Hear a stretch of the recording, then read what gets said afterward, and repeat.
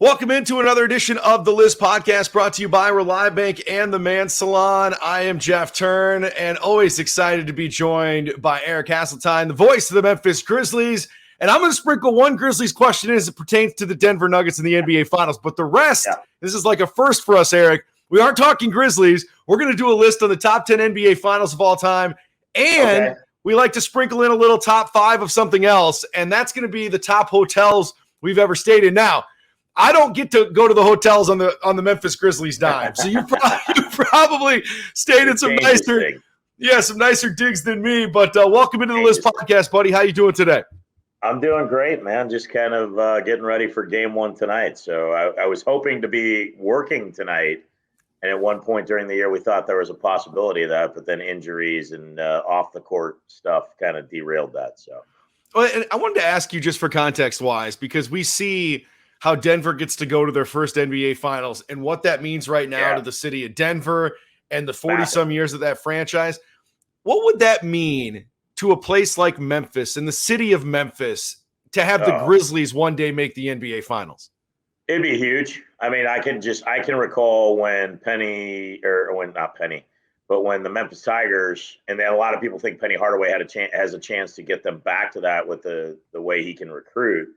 But when John Calipari took the Tigers to the NCAA title game with Derrick Rose and they lost to Kansas after leading, I'll never forget that day, just the anticipation of that Monday night game and being downtown, being in a place that was normally a nightclub, not really a nightclub, but a bar with bands. And, I don't want to say nightclub like bottle service, like Vegas style nightclub, but just like a place that you went to go hang out, a bar.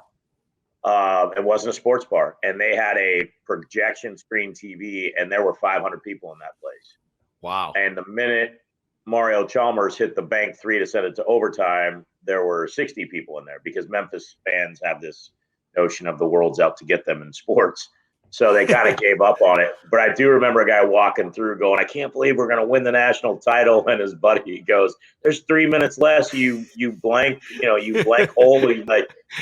That you just jinxed us. So, but the anticipation was unbelievable. So I think it would be the same. I think there's certainly enough talent in the Grizzlies organization if they are healthy and, doing the right things. Obviously, we know what's kind of gone on in the offseason. Sure. That they can compete for that. And I think it would be mind-blowing. Now, Denver's obviously been in the NBA a little bit longer than the Grizzlies. They've had more opportunities, and it's great for them. I mean, that's a fan base that I remember even going to the Pepsi Center then. Now it's the Ball Center when they were awful. I mean, they knew they were going to be awful. It was the year before they got Carmelo Anthony, yet they still had 15,000 people at the game because they were there to cheer on a team that was working hard and doing everything that they were asked to be done. Now, was it sold out? Was it this raucous environment? No, but when they got good, it was. And so I'm happy for them because I thought after I saw them on December 23rd, that was the game before the Grizzlies went to San Francisco to play their first Christmas Day game against the Golden State Warriors. I thought they were the best team I had seen so far. And then I saw them again in March in that infamous trip. And it was remarkable to watch them in that game because I think the first game Jamal Murray did not play, but I still went, boy, they're, especially with the healthy Murray, they're going to be really, really tough. The Grizzlies and Nuggets, it was kind of like, this could be a Western Conference Finals preview. And the Nuggets flipped a switch and just pounded the Grizzlies. Now, the Grizzlies pounded the Nuggets here in Memphis. And that's part of the home court advantage thing, which is why I think eventually they're probably going to hoist that banner. It's just an awful lot for Miami to have to overcome the travel, going from Miami to Denver and changing into that altitude mentality where it does take a toll on your body. So we'll see. I think it's going to be great. Miami's a terrific story. I think Eric Spoelstra's proved he's a Hall of Fame level coach. And I think Michael Malone has proved that the Sacramento Kings made a giant mistake letting him go years ago. And the Nuggets are the beneficiary of that. Yeah, certainly going to be an interesting NBA Finals. We know for a fact that Denver can score the basketball. We'll see if Miami can score the basketball as much to stay with that. But the Heat culture is certainly real. And, hopefully one day, man, you are calling the NBA Finals because I think it'd mean a lot to a city that loves some hoops there in Memphis. No doubt. All right, man. So here's how the List Podcast works. We got our list, top 10, top 5, as I mentioned, top 10 NBA Finals, brought to you by Rely Bank and the Man Salon. And I'm going to let you go first, 10 through 6, and then I'll give my 10 through 6, and we'll go 5 through 1. So what do you have as your 10 through 6 NBA Finals of all time? 10 through 6, I would put one of them is the 83 Sixers sweeping the Lakers. It was the year after they got Moses Malone. I was a big Dr. J fan, and Dr. J had gone to the NBA Finals 3 previous times, upset by Portland, the Magic Johnson rookie year, which is also, by the way, on my list, but it's in the top 5. But they just blew through the NBA that year. And so that one with Moses Malone there, that was there. Is that the one where he did the cradle dunk on Michael Cooper? Is that the? No, that was the 81. That was the 81. Okay. Okay. No, so that was that's the one they lost. I would go, in all honesty, I think that and again, sweep, which is why I'm not there. I would say the second Rockets championship when they won in 1995, because the year against the Knicks got kind of overshadowed by the thing. That was a great series, but that Magic year was like everybody thought Shaq, Penny, and Nick Anderson misses 2 free throws, and it all came unraveled. And it vindicated the Rockets for what they did the year before, and I thought that was terrific for them. For me, then after that, the other 3 in my top 5, I put that San Antonio loss to Miami in there, where they lost Game 6. Like literally, Miami fans are leaving. San Antonio really has never lost. Miami fans are leaving the arena, going, "Hey," telling a TV announcer, "Oh, it just wasn't our year. We'll get them next year." And Ray Allen lifts his heel and makes a 3 and sends it to Game 7, and they win. So I put that Miami one there. And then I think one of my top 10 was Dallas upsetting Miami. The first years with LeBron. Well, Dirk Nowitzki, vindicates his legacy of a 30,000-point scorer by winning a championship for the Miami Heat, or against the Miami Heat, the team that knocked them off previously with Dwayne Wade. And that was the time, when the Grizzlies, that year that Miami beat Dallas, or that Dallas beat Miami, was what changed the entire playoff structure. Because if you remember, Dallas had the second best record. Denver was the 3rd seed because they won the Northwest, but they were 500. The Grizzlies had the 3rd best record, and back then it was just straight conference or division winners, and then the best records after that. Those were the top 3. And so Denver was going to be the 3 seed. The Clippers tanked their last game to get the 6 seed because they would have home court advantage because they had a better record than Denver.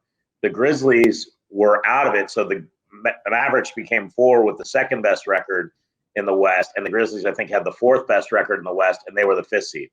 And so they should have, essentially, in today's day, they would have hosted a playoff series. Instead, they got upset by Dallas, and Dallas paid back Miami for knocking them off earlier. I remember that series too, Eric. That was the one where like LeBron and D Wade were sort of laughing about Dirk, and then Dirk's like, "Oh, okay, well, who's gonna be laughing at the end?" And there's always some animosity between them after that. They eventually sort of had a kumbaya, but I remember that was a awesome part of that finals. Dirk said, "I got something for you." For me, and that's what 3. So my 4th one in there is the Warriors' first title with this run. They beat Cleveland 4-2. For me, that one stung probably the most in terms of the playoffs, because I thought if Mike Conley is not having to wear a mask because he broke his face in the Portland series in round 1, they have a much better chance. And so Draymond Green after Game 6 said, and then after the finals even said, that's the toughest team we played. That Grizzlies team was the toughest team we played. So that vindicated to me. And then I would go, I think I like seeing guys that haven't been there before. So for me, I would throw a toss-up that would probably be towards 10, either Milwaukee or Toronto. But I think Toronto, for me, is a little more special because of Kyle Lowry, because of Marc Gasol and the ties to Memphis, and because of the fact that year, no one really recognized that not only did they add Kawhi Leonard, they added Danny Green. Yep. I mean, they gave up DeMar DeRozan essentially for Kawhi Leonard and Danny Green. No offense to Jakob Poeltl, but Jakob Poeltl was replaceable at that point in his career. He was just a backup big giving you 16 minutes a night behind Jonas Valanciunas. They shipped Valanciunas to Memphis in the middle of the year, grabbed Marc Gasol. So they basically flopped Valanciunas and DeMar DeRozan for Marc Gasol, Kawhi Leonard, and Danny Green. 3 of the best defenders in the game at the time. And still, when we got to the playoffs, people were like, Toronto might make a run. They make that incredible corner shot. They get in there. And for me, it was special. I got to be at Game 6. I grew up going to the old Oracle Arena with my father. He had passed away a year before, and being there for Game 6, which was the final game in that building, made it special for me. So that's why that one's in my top 10.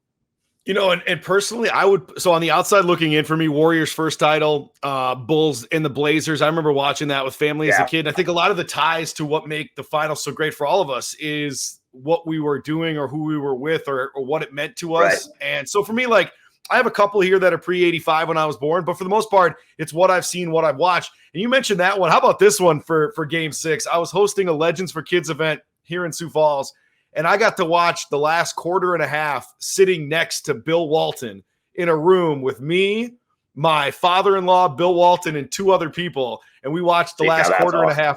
Dude, it was, exceptional, man. The commentary, Bill Walton's over there, like, he's eating some, like, healthy crap and putting some, fruity stuff in his drinks and telling us about basketball. I'll never forget it. All right, number 10 for me, 1988, Lakers and Pistons. Isaiah Thomas, that was the year with the ankle, and he had that spectacular ankle, yeah. Scored all those points, I believe, in Game 6. They come back, and he just wasn't right. They didn't win. Lakers win in 7. 1997, Bulls and Jazz. And I think that's, for me, one of the reasons I love that final so much was the flu game turned out to be maybe the bad pizza game. But whatever it was, that one will always be a big memory for me watching as a kid. And the Bulls end up facing the Jazz the following year, which I'll get to in a minute. 2010, and I really wanted to maybe put that 08 one because I watched so many times Kevin Garnett fall short in Minnesota and then win with the Celtics. Right. But I actually thought the one a couple of years later when the Celtics and Lakers rematched and Kobe got the better of the Celtics then, and he did it without Shaq. I know he had, Pau Gasol, but to get it without Shaq and to do it against the Celtics, and he was the MVP of that series. He was spectacular. Yeah. 2010 Lakers there. Good one. Number 7, 1994. You brought it up. Rockets and Knicks. And the reason, and I agree with you, the vindication of, hey, the Rockets were for real. It wasn't just because Jordan wasn't there. The next championship. But winning that against the Knicks in 7, that series, it felt like the Knicks were finally going to get that win. Patrick Ewing had that shot, and he missed it. 94, 7 games, 8 seed Knicks. We got the 8 seed Heat. We'll see how they do in this finals. And then this is the one where I go way back, and I didn't watch it, but I feel like I've watched it because it's been on every highlight. Every time we talk about somebody injured and they come back and play, 1970, Willis Reed, Knicks, Game 7, comes back against the Lakers. And like I said, I wasn't alive 15 years before my time, but I feel like I've watched that one as much as any NBA Finals, at least that game and Willis Reed coming back. I have that at number 6. What do you have 5 through 1? So 5, I have 1970, because if you're a basketball fan, 1970, Willis Reed coming off of there, just coming off the bench and the amazing performance that he made. So I put that as 5th because, I didn't see it. It was 2 years before I was born. But just what an incredible performance. And it's really – they're in New York, so they're always going to be talked. But we talk about the Knicks like they're this bell cow franchise. That's the last championship they won. Isn't that crazy? That's the last time they won a title. Yes, they've been in the finals, but that's the last time they won a title. And everybody acts more about Madison Square Garden than it is about the Knicks, man. Like, that's more about that. Which, by the way, is an interesting place to say the least. I have at number 4, I have the 91 finals because, like you talking about the Jordan stuff, I was driving home. Where was I? No, I was not. I was leaving for college. I was watching in the Bay Area with my father in the move. And obviously it's the one of the most classic Marv Albert lines, a spectacular move where he hangs, doesn't need to scoop to his left because all the Lakers are like, this dude's like way above us. He thinks AC Green's going to block his shot, goes back to his left and scoops. And it was their first title. And growing up a Michael Jordan fanatic after Dr. J retired, seeing him win his first championship was super special. So I put that one at 4. Now for me, it's a painful one But the performance in 1980 is why I put it at number 3. For Magic Johnson, even though I was a Dr. J guy, and they beat Dr. J and the Sixers, to which nobody thought they would. For Magic Johnson to step in and fill in for Kareem Abdul-Jabbar, go 40-plus points, and play center and win, not only win on the road. And the reason I put it at 3 is because I look at what that did for the league. Because if you watch the winning time, and that's why I really like that series, and I know Jerry West doesn't like that series, but we'll get into that another day. That Laker team was amazing, but it changed the basketball world. Basketball took center stage. Now you had this exciting team. Now you had these guys in LA that not only were playing an exciting brand of basketball, you had an owner that was living this Playboy-like lifestyle that everybody now wanted to be a part of. And the people that weren't a part of it, like the Celtics, who were more of a blue-collar team, and Philly was kind of a mix of blue-collar but pizzazz because they had Doc and they had Daryl Dawkins breaking backboards and they had Andrew Toney and they had scores. So they were kind of the meld of the two. It brought the common fan to the game. It made it fun. So I put that one at 3. Number 2, because it's legacy, and obviously there are so many you could choose. I think LeBron coming back from 3-1 against the Warriors, the block on Andre Iguodala, vindicating that he didn't have to have Chris Bosh and Dwayne Wade, winning one for a city like Cleveland, which was just desperate for any sort of championship. He went back there. He fulfilled his legacy to live the promise there, was able to then leave without people screaming and yelling at him. But being down 3-1 to them, and now everybody goes, oh, well, Draymond Green, if he doesn't get suspended. I'm like, hold on, timeout, kids. Draymond Green was suspended for 1 game. They still had to win 3 in a row. Yes. So this was not like, yes. Did he get baited into it? Sure. Did it change the complexion of the game? Absolutely. You were the Warriors. You had a chance to win that. You thought it was over. Like, you watched them in that game 5 where he blocks that shot against Andre Iguodala.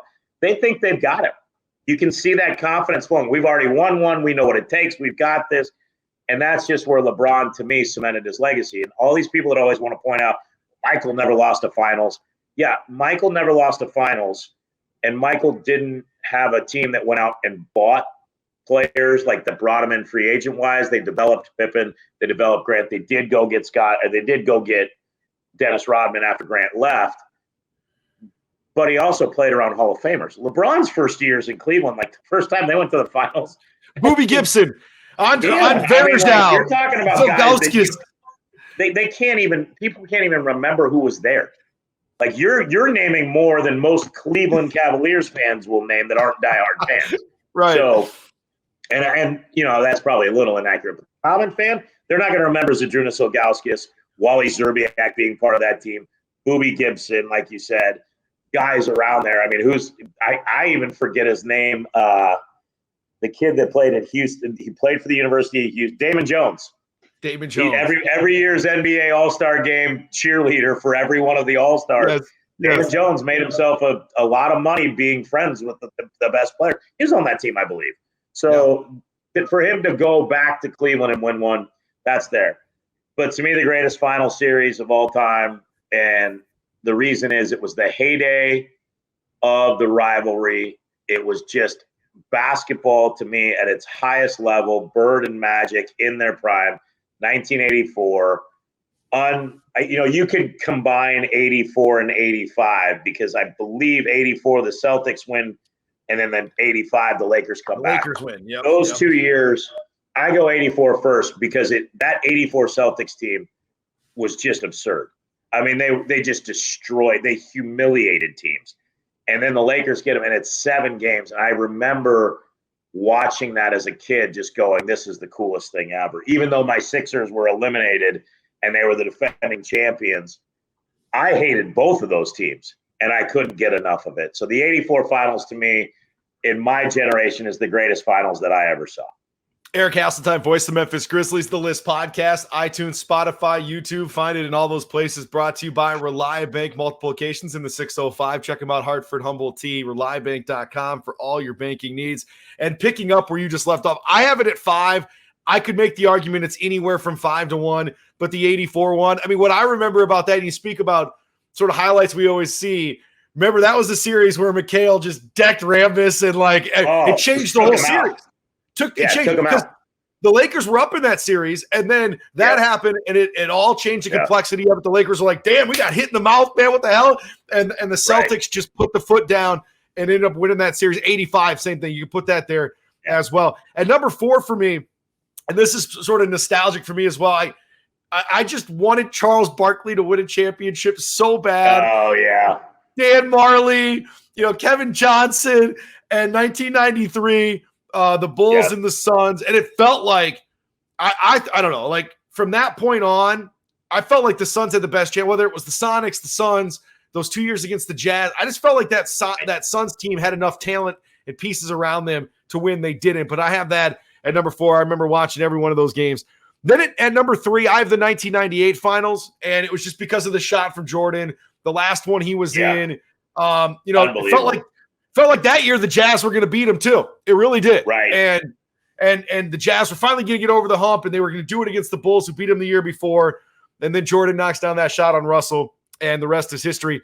At number 2, I have the 2013 one that you brought up earlier. You had it a lot farther back than I did, but the Heat and the Spurs.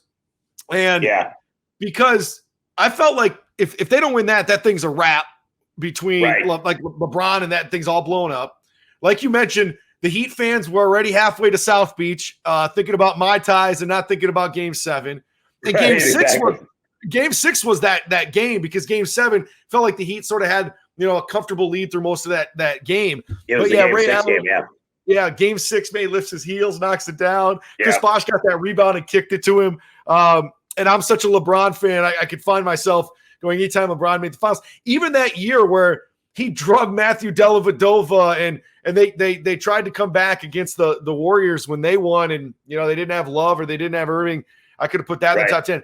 And then at number 1, man, you brought it up. I think you had it at number 2, but with LeBron and the Cleveland stuff and the comeback versus the Warriors, 52-year drought for Cleveland, and they win the championship, man. I mean, I think I'm probably recency bias because of how recent we watched that one, but it just felt like, again, LeBron was never going to get over the Warriors. They just had too much firepower, and that's the one where the Warriors lose, and they're like, we got to go get Kevin Durant. We can't beat LeBron with a full team.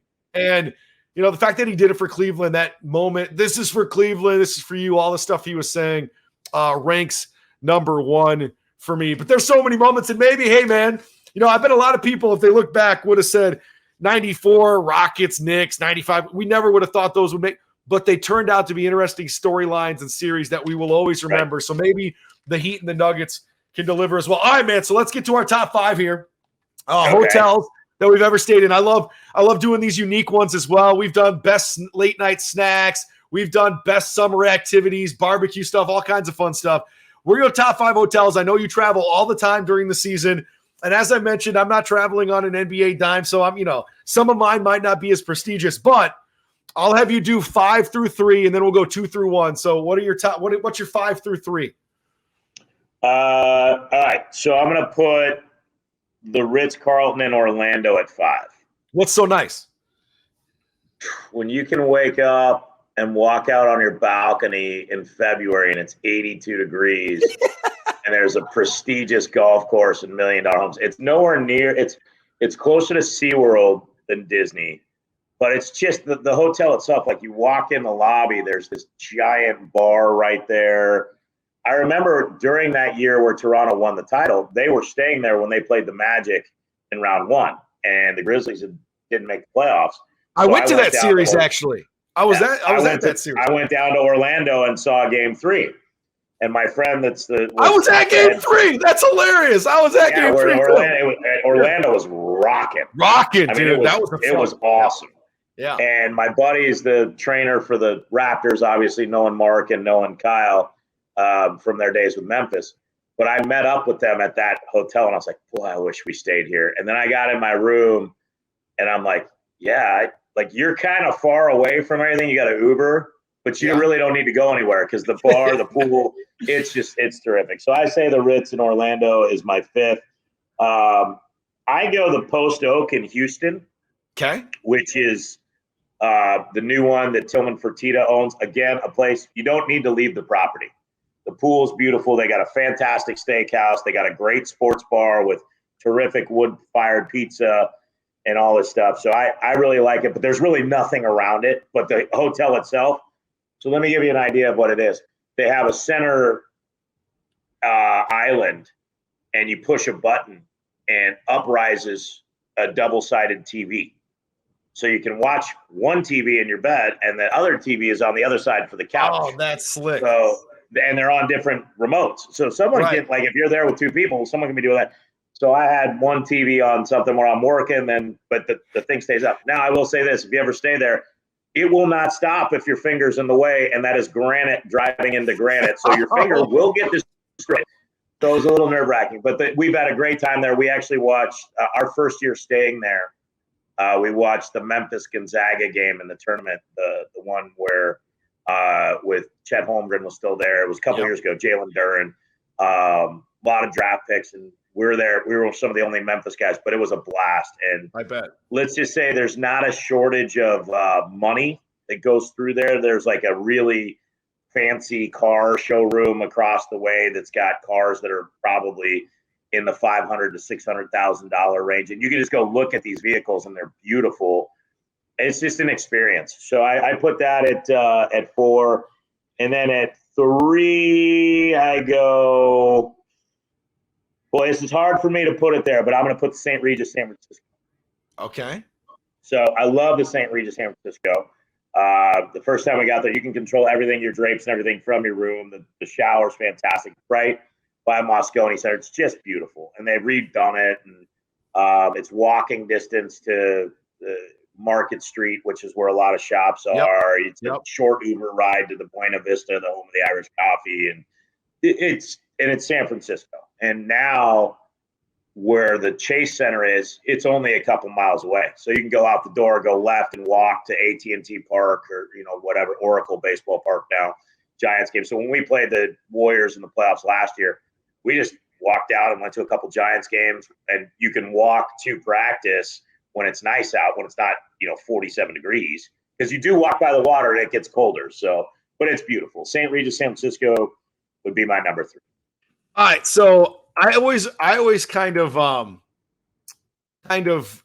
rank hotels on a couple of things. Number one, what they look like in the room, what the lobby looks like. Yeah. Showers are big for me, man. Like if you got a gorgeous shower, good water pressure, like you're going to move up on my list. And at number 5, I'm always a little concerned when I go to older hotels, even though they're historic and they're great. But the Drake Hotel in Chicago is right off the Magnificent Mile. It's been around for 100 years. I got to meet Bob Uecker there, which was awesome. Got to have a drink with Bob Uecker. And I got to stay at the Drake, and my room was slick, man. We did a trade with them. It was in Mission Impossible. Remember the guy, the Peter Graves character, whatever, the leader said Drake Hotel, Chicago, like cushy put up.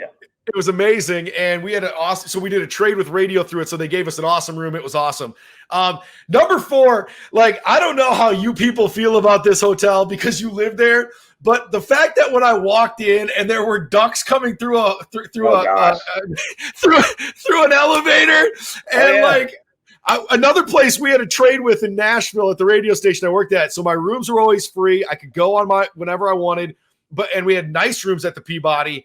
But the Peabody, man, like it's a solid hotel. Okay, all right. I didn't know if it's touristy, and you guys are like, "Oh, no, that's stupid." Solid. The rooms now that they've updated, the rooms are good. It's a good lobby bar, and the ducks are always a great time. And you just walk out, and you can go to Beale Street and go to the game. So I always stayed there when I'd cover the Grizzlies. I got them at number 4. Have you ever stayed at the Grand Hotel in Minneapolis? 100%. Loved it. Loved the big lion when you walk in. Yep. The athletic club that's attached with the gym the basketball court downstairs. Yeah. I love that because I'd stay there. The sushi bar that turns into a nightclub. Yes, dude. The Grand Hotel. And the reason I didn't really know about the Grand Hotel when I was in college, except that somebody goes, "Well, the Lakers stay there when they go." So we went down there. Yep. We got autographs one time. And so when I'd come back after I left college and come back to visit, now we're 4.5 hours away. I stayed there during Super Bowl week. I knew somebody got us a room. It was awesome. But the Grand Hotel in Minneapolis, if you guys get a chance to stay there, really nice beds too. I had a corner room, great view of downtown. But the Grand at number 3. All right, 2-1. What do you got? See, on that note, we moved from the Grand to what is now Lowe's, or it used to be the Graves. And you talk about a shower. Right across the street Honorable from the mention, Target Center. right across from Target Center. Yeah. 6-headed shower, like 3 across the middle and 2 up and down on your back of your neck and the lower back, and then a rain part. So you had 6 head. Let's just say dinner was delayed by about an hour every time we landed in Minnesota because everybody was taking a 45 minutes. Their water bill was outrageous. We don't even stay there anymore. We stay at their new Four Seasons. Real quick, Graves. Real quick, Eric, you'll like this. That Graves Hotel. You could have found me on New Year's Eve 2006. I borrowed some dude's fur mink coat, and I was so drunk on New Year's Eve that, like, literally, I thought I was on top of that hotel. Man, I was having the time of my life. Walking up, this little white dude with this like mink fur coat, looking like I was Joe Namath back in the day. Man, like, it was great hotel though, wonderful. And they've changed the name a couple times, but another wonderful one in Minneapolis. All right, 2-1. So this was a really hard decision. And the only reason I'm going with 2 at 2 is because when I stay there is the weather's the Peninsula in Chicago. So right down from the Drake. Okay. The Peninsula is one of the famous hotels that all the teams stay at. Phenomenal. It's a double lobby. So you go in on the ground, you get to the lobby, which is on the 7th floor. Then you go to a second elevator. That's also why I'm not a huge fan of the double elevator thing. But it is absolutely everything you could imagine. Is there a big pool there? The bellmen walk around in traditional bellman outfits and little white hats and little white uniforms and all this stuff. So phenomenal. Absolutely right there by the Magnificent Mile. Walking distance, everything in Chicago you want to do. Giordano's, all the shopping on Michigan Avenue. Whether you want to go to Lou's or, Lou Malnati's or Pippin's Tavern, you take your pick. It's within a mile of there. And so love the Peninsula. We started staying there a couple years ago, and it was everything as advertised. In the shower, like you said, shower pressure, phenomenal in there. Yeah. My favorite hotel, and I found it last summer. It's not even where we stay with the team. When I rented my house to Mark Leishman at the time, who was on the PGA Tour, now on the Live Tour, there's the golf tournament event here in Memphis, and I live in that community. So Mark Leishman would rent my house. So obviously I can't be here when he's renting the house. I went down to visit my mentor who was living in Miami, and I stayed at the Mandarin Oriental in Brickell Key. And when I can walk out onto my balcony and look at the Atlantic Ocean and look at there's a 1 mile, like basically walkway around Brickell Key, which is over a bridge from Mary Brickell Plaza, across the bay from South Beach. It's phenomenal. The rooms were amazing. The hotel lobby bar, the hotel pool bar. I literally just went, I could live here. Without a doubt. If I won the lottery, I would just say, you know what? I don't even want a house. I want room, whatever I was in, for 365 days a year. Here's a check. Just don't let anybody check in there. I want to move my stuff in. Make the bed every couple of days. Do that for me. I had a blast. And they all have little balconies, and you can all see the ocean. And it really was. And I splurged a little bit because Mark had paid to use this place.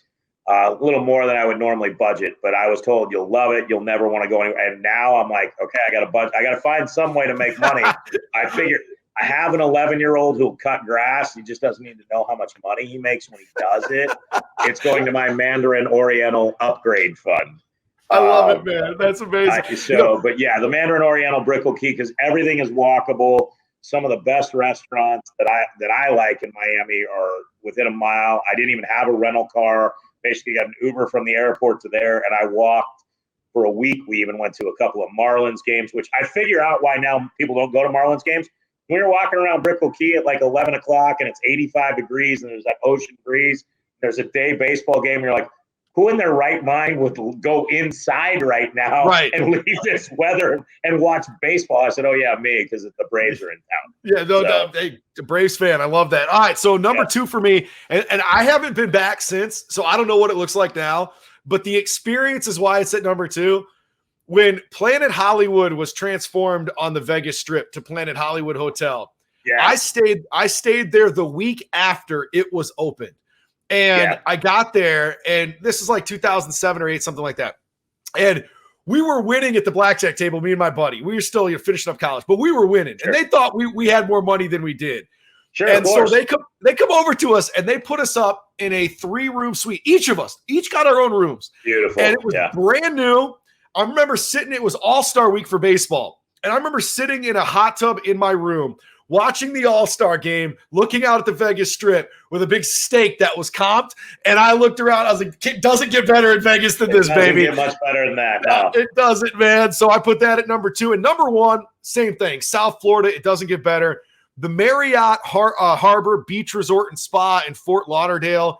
It's probably been 10 years, maybe a little less than that since I've been there. But same thing. Got the balconies, went there with my wife, walk out on the beach. South Florida's gorgeous, as you know. And I like Fort Lauderdale as I got older a lot better than South Beach because I just can't hang anymore, So like the relaxed I don't nature. do the South Beach thing either. Yeah, South Beach isn't my thing.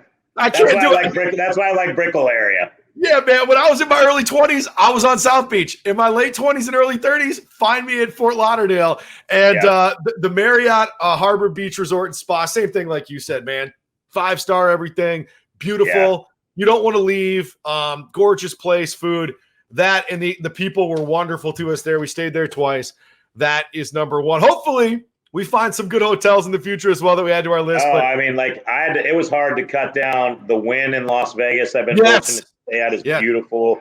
There's the Boca Raton Resort. It's a lot like the one you talked about. It is. Being able to walk to where there's a great cigar bar, a great rum bar, a great Cuban restaurant. I mean, like literally, my head was spinning. There's a mall in Brickell area where I went. I don't even know if I was here for 2 weeks if I could hit all the restaurants I want to hit in this place. So, hopefully we'll find some new ones, but I'm pretty comfortable staying there. The St. Regis in Toronto was nice too, but I'd like to be up there in the summer to really experience some of the amenities of the Toronto hotel. Because when you're there and it's February and it's -6, you're just running. You're trying to get to the next sports bar as fast as humanly possible, and you're getting into your room and getting under the covers and not really paying attention to the room much. Eric Hasseltine, voice of Memphis Grizzlies. Enjoy the finals as another page has turned here on the List podcast, brought to you by The Man Salon. Get your haircuts there, themansalon.net, in the 605 and beyond. Eric, this was a blast, man. Thanks for spending some time with me, dude. I appreciate it. Had a great time, Jeff. Thanks for having me.